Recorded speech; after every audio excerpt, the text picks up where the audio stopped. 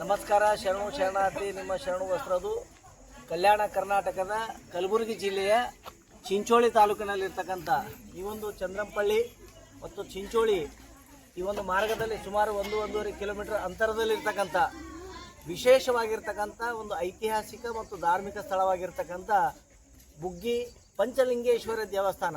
ಇಲ್ಲಿ 5 ಶಿವಲಿಂಗಗಳು ಜೊತೆಗೆ ಬಸವಣ್ಣನ ಒಂದು ವಿಗ್ರಹವನ್ನು ನೀರಿನ ಬುಗ್ಗಿಯಲ್ಲಿ ಇರ್ತಕ್ಕಂಥದ್ದು ಬಹಳ ವಿಶೇಷವಾಗಿರ್ತಕ್ಕಂಥ ಒಂದು ಸ್ಥಳ. ಇದು ಚಿಂಚೋಳಿಗೆ ಬಂದರೆ ತಪ್ಪದೇ ನೋಡ್ತಕ್ಕಂಥ, ಯಾಕಂದರೆ ಸದಾ ಕಾಲದಲ್ಲಿ ನೀರು ಹರಿತಕ್ಕಂಥ ಇಂಥ ಒಂದು ಅದ್ಭುತವಾಗಿರ್ತಕ್ಕಂಥ ಸ್ಥಳ. ಇದರ ಒಂದು ಐತಿಹಾಸಿಕ ಮತ್ತು ಧಾರ್ಮಿಕ ಹಿನ್ನೆಲೆ ಈ ಒಂದು ಸ್ಥಳಕ್ಕೆ ಈ ಪಂಚಲಿಂಗೇಶ್ವರ ಅಂತ ಯಾಕೆ ಹೆಸರು ಬಂತು, ಇದರದ ಪೌರಾಣಿಕವಾದಂಥ ಐತಿಹಾಸಿಕ ಒಂದು ಮಾಹಿತಿಯನ್ನು ಇಲ್ಲಿಯ ಸ್ಥಳೀಯರಾಗಿರ್ತಕ್ಕಂಥ ನಮ್ಮ ಹೆಸರು ಶರಣು ನಾಟಿಕರ್ ಅಣ್ಣವರು ಇದ್ರ ಬಗ್ಗೆ ಸಂಕ್ಷಿಪ್ತವಾದಂಥ ಮಾಹಿತಿಯನ್ನು ನೀಡ್ತಾರೆ. ದಯವಿಟ್ಟು ಮಾಹಿತಿಯನ್ನು ನೀಡಬೇಕು. ನಮಸ್ಕಾರ. ಚಿಂಚೋಳಿ ತಾಲೂಕಿನಲ್ಲಿ ಪಂಚಲಿಂಗೇಶ್ವರ ಅಂತಂದ್ರೆ ಭಾಳ ಒಂದು ಇತಿಹಾಸ ಇದೆ.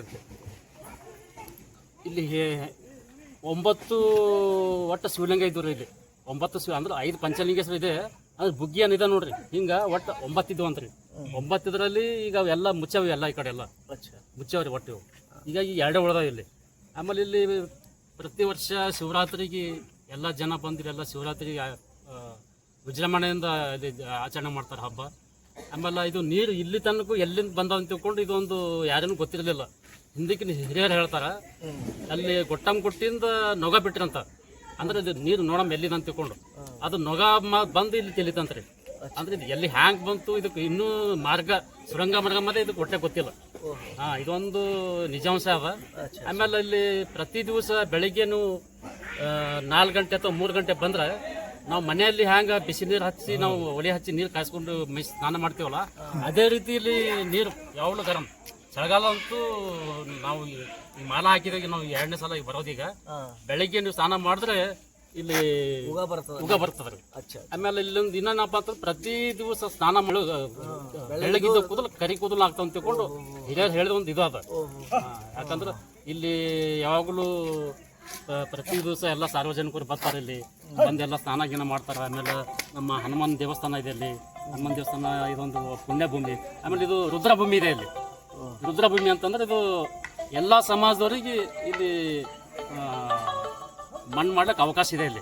ಅಂದ್ರೆ ಇದು ಇಂಥ ಸ್ಥಳದಲ್ಲಿ ಇನ್ನೂ ಈ ಕಡೆ ಒಬ್ಬರು ಯಾರೋ ಮುತ್ತೆ ಒಂದು 2-3 ಸಲ ಇಲ್ಲಿ ಅನುಷ್ಠಾನ ಕೂತಿರಿ. ಇಲ್ಲಿ ಅನುಷ್ಠಾನ ಕೂತು ಇಲ್ಲೇ ಕೂತಿದ್ರು. 21 ದಿವಸ ಅನುಷ್ಠಾನ ಕೂತಿರಿ. ಇಲ್ಲಿ ಅನುಷ್ಠಾನ ಕಾರ್ಯಕ್ರಮವನ್ನು ಯಶಸ್ವಿಯಾಗಿ ಪೂರ್ಣಗೊಂಡು ಇದೊಂದು ಹೇಳ್ಬೇಕಂತಂದ್ರೆ ಇದು ನಮ್ದು ಪುಣ್ಯ ಅಂತ ಹೇಳಿದ್ರು. ನಮ್ಮ ಚಿಂಚೋಳಿ ತಾಲೂಕದ ನಾವು ಇಲ್ಲಿಂದ ನೀರು ನೀವು ಎಲ್ಲನ ಫಿಲ್ಟರ್ ಮಾಡಿ ನೀರು ಕುಡಿತೀರಿ, ಬಟ್ ಇದು ಫಿಲ್ಟರ್ ಮಾಡಲೇಬೇಕಾಗಲ್ಲ ಇಲ್ಲಿ ನಿಮ್ಗೆ ನೀರು ಅಂತ ನೀರು. ಇದಕ್ಕೇನು ರಾಮಾಯಣದ ಏನಾದ್ರು ನಂಟಗಿಂತ ಅದೇಂತ ಕೇಳಿದೀವಿ ನಾವು. ರಾಮಾಯಣದಲ್ಲಿ ಹಿಂಗೆ ರಾಮ ಈ ಕಡೆ ಬಂದರು ಏನೋ ಅದು ನಮಗೆ ಪೌರಾಣಿಕವಾದಂಥ ಕಥೆ ಕೇಳಿವಿ ನಾವು. ಅದಕ್ಕೆ ಹೌದಂದ್ರೆ ಅದು ನಮಗೂ ಅಷ್ಟು ಮಾಹಿತಿ ಇಲ್ಲ, ಬಟ್ ಹಿರಿಯರಿಗೆ ಕೇಳ್ಬೋದು.